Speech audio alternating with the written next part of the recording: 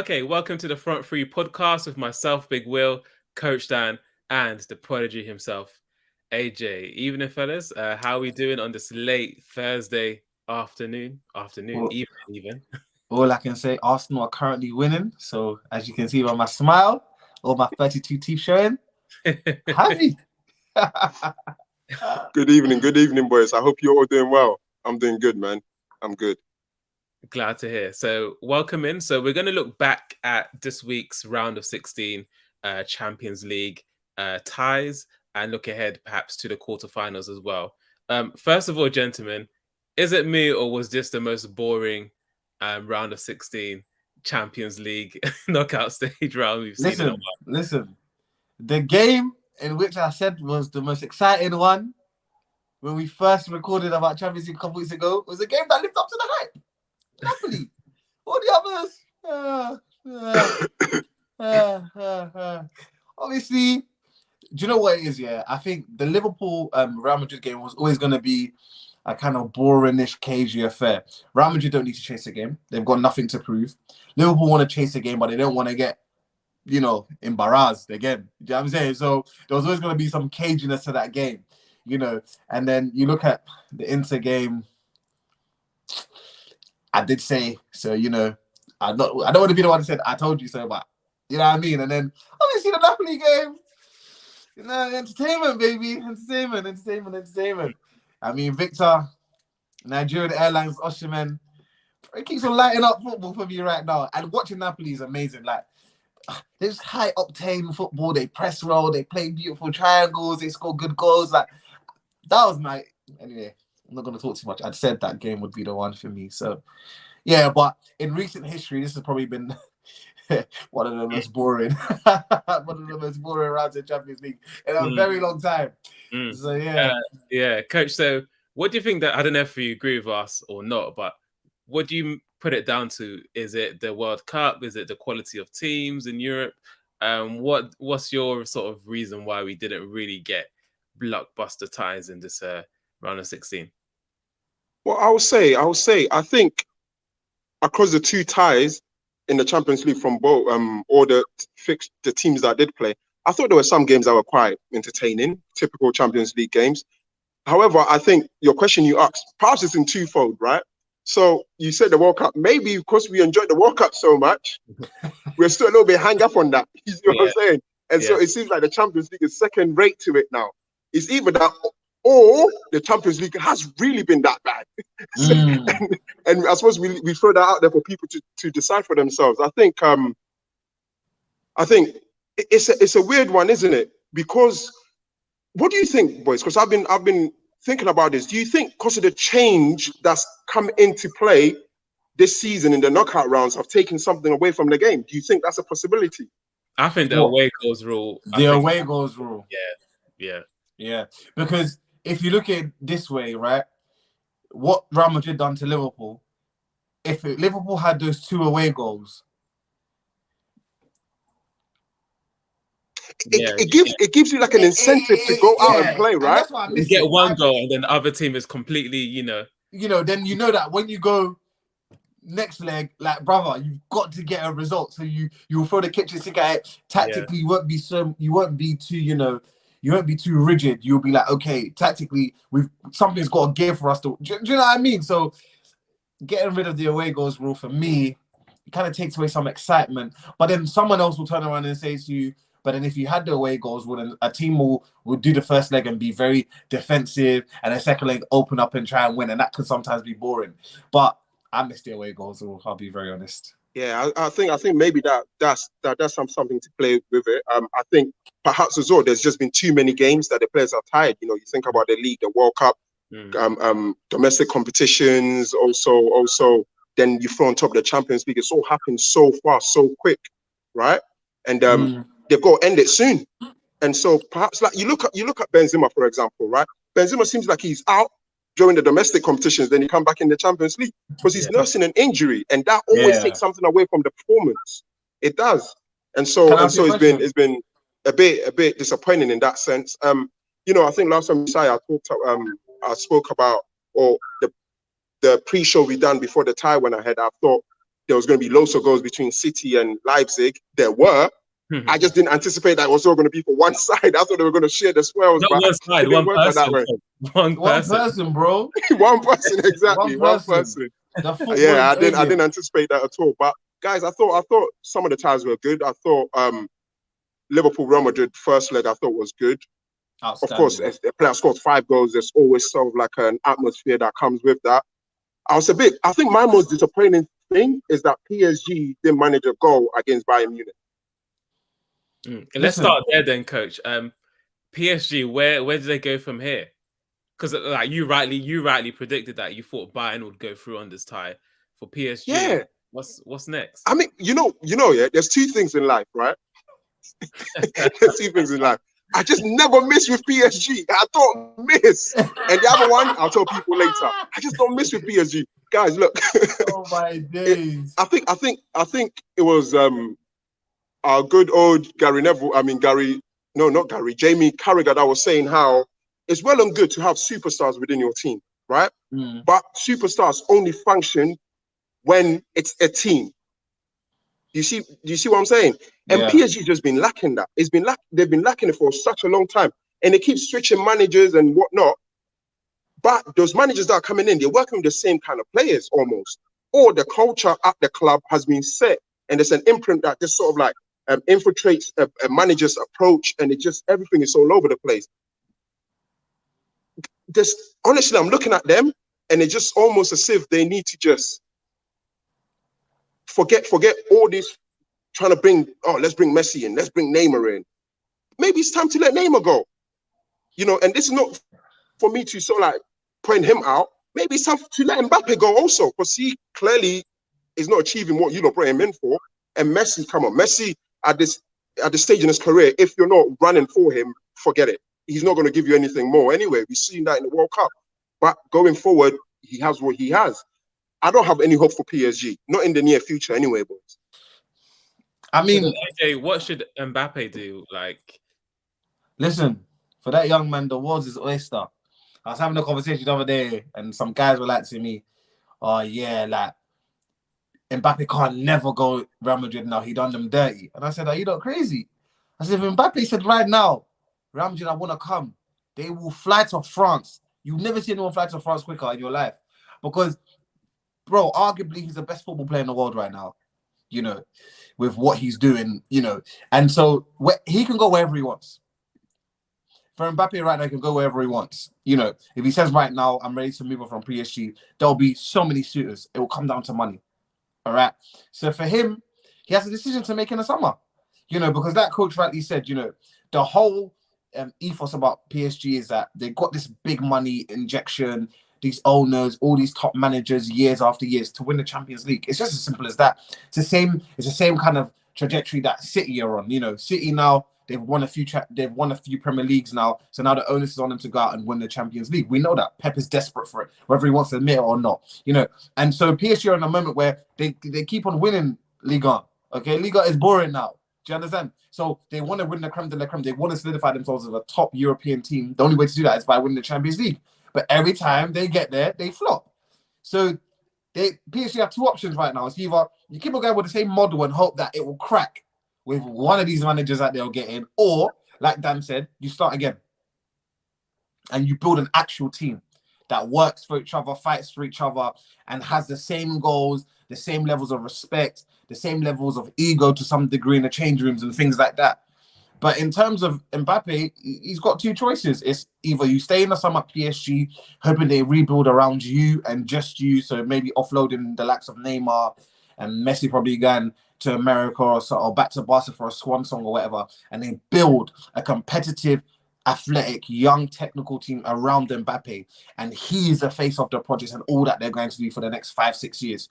Or he cuts his ties and says, "Listen, France, it's been great. I've given you some of the best years of my footballing. I've done all I need to do here. I'm record top scorer at PSG. I'm the best player in the league. We've won Liga again. I think it's time for me to move on to another phase of my career." And so, like I said, the world is his oyster. He can do whichever, and no one can say anything to him because the guy is absolutely frightening. I must say, he's scary. Yeah. A last note on this PSG talk here. guys, when you look at teams that win the Champions League, yeah, the key word is team. Teams win Champions Leagues and big trophies. So you look at the Real Madrid team that went year after year after year winning it, right? And I can't emphasize this enough, right? They have very good footballers in there. Yeah. You look at Ronaldo and let's say Benzema. Benzema sacrificed a lot of his game in order for Ronaldo to shine, right? Because he knew Ronaldo could get him there.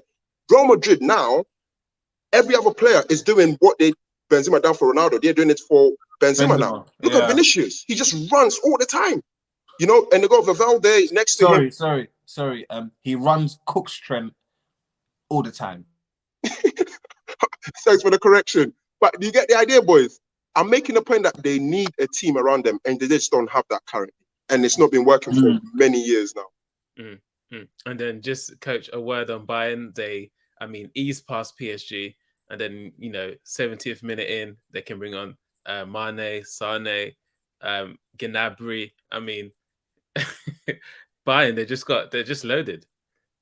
Yeah, this is why like I love the Bayern Munich and PSG, because those are two clubs, that have like complete opposite ways of running. Like the ethos are completely different. But the aim is the same. I'll always appreciate a team like Bayern Munich over PSG, at least in the current climate. But guys, they're very good, man. They're very good. You know, they've been winning their title for how many years now, right? Because AJ, you mentioned how PSG, they just know they're going to win Liga. But you can never accuse Bayern Munich of that, right? Bayern Munich sometimes win their league way before, even the quarterfinal starts. But they're always able to perform. It's because they have a team. And they have those two individuals that can change the game on its head at a given moment. And I think that is what PSG need. Even if they keep just Mbappe himself and build everyone around him, but they haven't done that. Yeah. But Bayern Munich just have it on lock. I'm a bit iffy about their back four. I'm a bit iffy about it. I think quite a bit inexperienced. Very good against Upamecano. Looked very, very good in those. Yeah. But, so that's the thing, right? Even De Ligt, these guys can put in top performance. But I don't know how they will if they come up against a team that is a team and not just superstars running around them. You see what I'm saying? True. AJ, let's talk about Liverpool then. Klopp said it was going to take a miracle.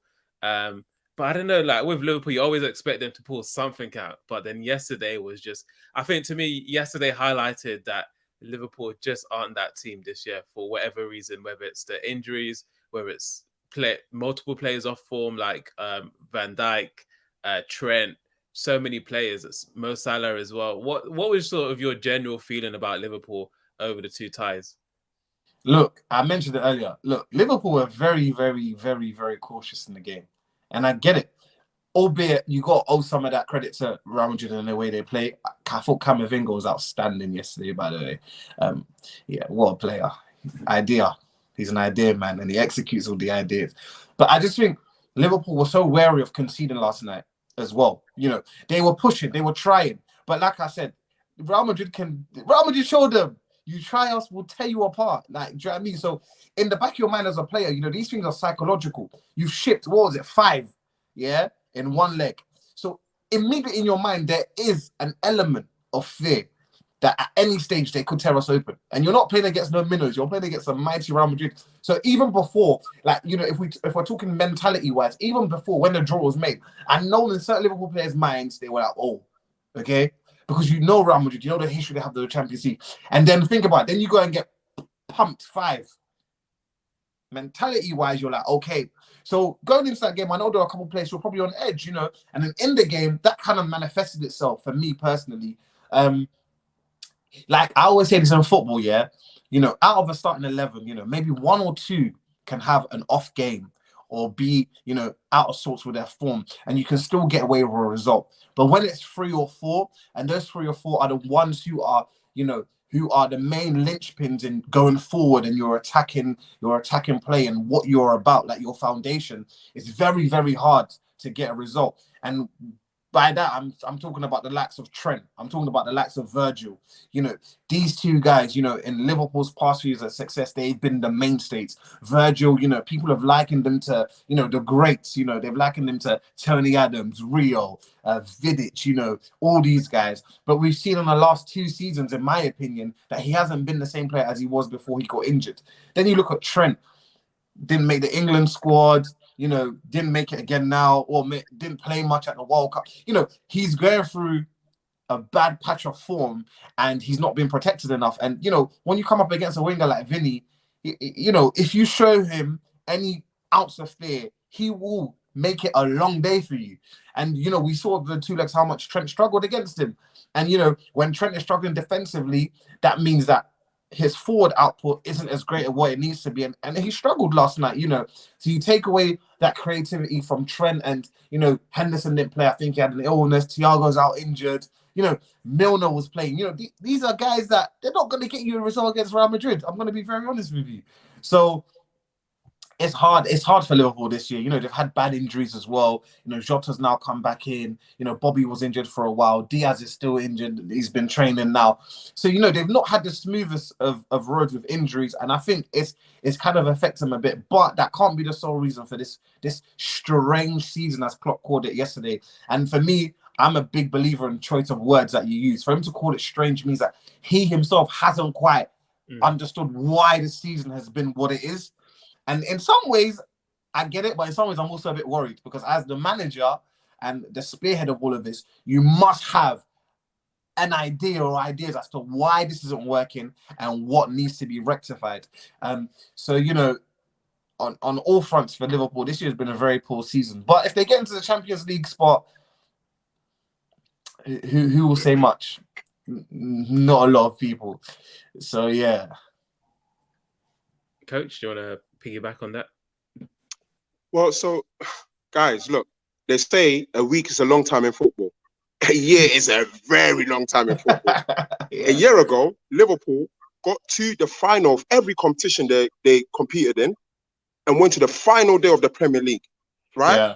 Won Final 2 minutes. of those. Yeah. Sorry? Yeah. Final minutes as well. Yeah. Precisely, right? Yeah. Won 2 of those and lost 2. You can argue, no, I suppose it's not even an argue, they lost their 2 most prestigious competitions, right? In the EPL and the Champions League. Guys, that does do something to your mentality. That messes you up. Because to get to the final of every competition and the final minutes of the EPL season, you put your body on the line. You put in the best performance you can every single day to get to the final, right? And there's that euphoria when you're playing the cup final or going to the final day of the season and that gets taken away from you. I think that does something to you, boys. And perhaps in this whole talk that we talk about Liverpool, we're not factoring in these kind of like psychological blows. And possibly they are suffering from that. They won't come out and admit it, right? Because they're supposed to be top pros and just get on with it. But guys, that same team can come back next year without dipping into the transfer market and they can do much better than they done this year. It's just one of those things. I know people talk about, oh, they need new players here, they need new players here. But it was the same team minus Mane that took them to the final of every competition last year. Yeah, right? Same. True. I'm just making a point. I think it's just one of those peculiar seasons you can't really put your hand onto. You can't put your fingers on as to why that's happened. And by all means, come back next season. They could get going again. Unfortunately, it's been a very terrible season for the whole football club, and it's weird. And you can see Jurgen on the sideline. He's like, we're preparing the same way we've always done. We're brilliant in the training ground, but we're just not showing on the football pitch. And that is where what I said about Sola, the psychological blows that they perhaps took over from last season, it's a thing that needs to be quoted into this whole discussion. I think just 2 things sum it up for me. You absolutely dismantle Man United 7-0, and then the following week you lose 1-0 to Bournemouth. That just sums it up for them. Yeah. Do you know what I mean? And so, yeah. Yeah, no, definitely that's true. Let's talk about Napoli then. So 2 things then. So Pep, after the 7-1 win against Leipzig, they ask him about who are the best teams in Europe. He talks about Napoli playing the best football in Europe. And then today Spalletti comes back and says, you know, he's trying to play games. He's trying to play games. And then Napoli, spend 9 million, City 900. You know, Coach, what do you make of Spalletti's reaction to Pep's comments? Well, yeah, I mean, Spalletti's been in the game way too long to know Pep is very condescending. You know that. A few years ago, I remember when you were saying that about our good old Scott Parker. He's the best dressed. He's the best dressed. Trust me, he's the best dressed. I learned Scott from him Parker and stuff now? like that. Where is Scott now? Listen, Pep fancies himself as a top dog, but I think in his in that statement there is a element of truth in that. There is an element of truth in that. You know, Napoli are playing some brilliant football. You look at Skravaskelia. Did I get that right, AJ? And Osimhen. I'll give you a 6 out of 10. I appreciate that. That's better than 0, guys. Right? I think you look at those two. They're doing wonderful, and even players like, you know, Zambo Anguissa, who didn't make it in the KPL. He just managed to get these players that he took from clubs that, you know, they were no longer needed, and he's making them into something phenomenal. I'll say this as well, because we all know Spalletti is all our rap sheet, right? He's a good manager, but what he's doing with this team, he could come next season and have the Liverpool season, right? It's just one of those things. It's one of those things. Like, he's got everything working, and sometimes, boys, when you get the personnel right, everything just clicks. You bring in one person or you take out one player, and it collapses. Right now, I think whether Pep is joking or not, listen, man, there's something about Napoli that you need to take serious. AJ? As you guys know, I'm a huge fan. Like Dan said, there's truth to what Pep said. I don't think anyone's playing better football than Napoli at the moment. If I'm going to put anyone close, I'll probably say my Gunners. But the way Napoli are playing football right now, guys, is outstanding. And like you said, Coach, you're right. Spalletti has finally orchestrated a machine and oiled it so well. And now this machine is just, it started off just, and now it's caught the stride and it's just motoring ahead. And, you know, you look at the way the players fight for each other. They fight for their manager, you know. And when you've got a man leading your front line like Victor is at this moment in time, you know, it makes football so much easier for everyone else. You know, any ball you play up to this guy, if he has a percentage of chance of getting it, so let's say the odds are, you know, 70% in favor of the defender, he flips that all on its head. Like, that's the type of striker they have. And so him being able to do that gives the team belief that they can always get something. And then you have the genius of Kvaratskhelia, Zielinski. You know, it's just a beautifully oiled machine right now. And I'm excited to see where it goes. Pep mentioned Napoli. It means that he's already thinking about Napoli. You know, we know Pep, overthinker, Mr. Overthinker. He's already thinking about how he's going to stop them, you know, and what he needs to do. And so, you know, Spalletti, the old dog, against Pep, the young dog, both bold. You know, it's going to be a fantastic... Well, if they do meet in the final, if they both get there, it'll be a fantastic showdown. But right now, for me, Napoli are the team to watch. If you haven't watched them and you're tuning into us today, just go and have a look at what Spalletti's doing over there. It's a great job. Great job. So finally then, gents, City currently are favourites. Would we still say that they're favourites? Who told you they're favourites? What, after they won? after Haaland scored 5? Is that the bookies? Is that... Will's bookie. Big Will's bookies. I've got money in the World Cup tomorrow anyway. So wow, okay. I don't know. It's a difficult one for me to say City are favourites. I think, of course, we know what they have at their disposal. We know the manager they have at their disposal.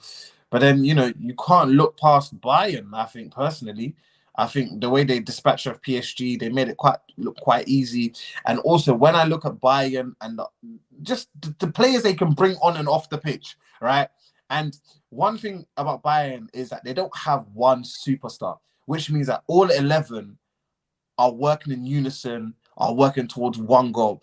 And I always say a team like that is very dangerous. And then out of the 11, if your front four has as much quality as they do, at any given moment in the game, they can tear you to shreds. And so, for me, Bayern are the favourites for me right now. Closely followed by Napoli and City, who are like this at the moment. Because I can't say City are favourites. They never won it. Dark horses Benfica. What do you reckon? Dark horses Benfica. I mean, we've got to have a dark horse, haven't we? So yeah, I'll probably say Benfica. The Milan teams, I think it'll be a step too far for them to reach the semis. I think, and one of them to reach the final. I think because they both could face each other, couldn't they? Yeah, because now the rules been removed where you can face each other. You know, so we could have a Milan derby in the next round of the Champions League, which would be fantastic because at least one of them can go home and then the big boys can really focus. You know what I mean? No, I'm joking, but but actually, I'd say AC are the dark horses. I'd say AC. I think just the firepower they have up top with Giroud, he's been in and around. They still got Zlatan in and around there. Rafael Leao, yeah. So I think, because I can't say Inter because we don't know when Martinez will turn up and when he will turn off. So, do you know what I mean? So, yeah, I'll probably say for me, AC are the dark horses, actually. Coach? So, when you say City are favourites, I see why, and I'll probably go with those sentiments, but I'm a bit wary as to, is that the case because of the last game? Because if it's because of the last game... In general, I feel like in the last few years, at this stage, they always make City favourites, to be honest. Yeah, because I think you know, as much as he's praising Spalletti's Napoli, I think City plays the best football in the world. They create the most chances of every team that's left in there. But so I mean, it's obvious, right? Bayern Munich, as you say, I have my question marks. City, my only question marks is like AJ say they haven't won it, but could Haaland finally take them past the finish line? You know, Real Madrid is a very weird team, guys. I look at Real Madrid, right, and there's nothing about Real Madrid that tells me they should go and win the Champions League, but they're going to go and win the Champions League. Bro, but they don't get yeah. Well, they've got one of the best players in the world at the moment in Vinny at the moment. So man, yes, he's been wonderful this last couple of years, man. He's been very good. So I'll say, listen, I think City, for me, I'll have them favourites. Real Madrid, then Bayern. And I'll say my dark horses are one of the Italian teams. And I think Napoli, you know, last time we were on here, I was telling you how someone told me the world doesn't work that way, where Arsenal goes 8-8, 5th, then win the Premier League, right? There's no way Napoli just all of a sudden go to a Champions League final. I think that'll be mind-blowing. But if any team that isn't a favourite deserves to be there, or all the teams that have played football this year, they absolutely been wonderful. So yeah, they will be my dark horses. Okay, I agree with you. I agree with you because I actually forgot about Real Madrid, and their history with this competition is weird. I don't know. It's just like I don't even know how to explain it. I don't even have an analogy for it. So I'd say Bayern are my favourites, closely followed by Real in the City, and then my dark horse have to be Napoli. Yeah, I pretty much agree with you. Yeah. So, wow, Coach, we've agreed on something. Glory.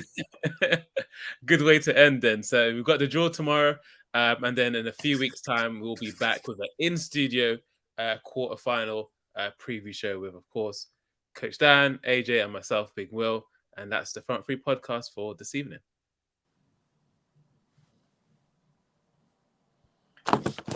Someone tried to call me during it, yeah.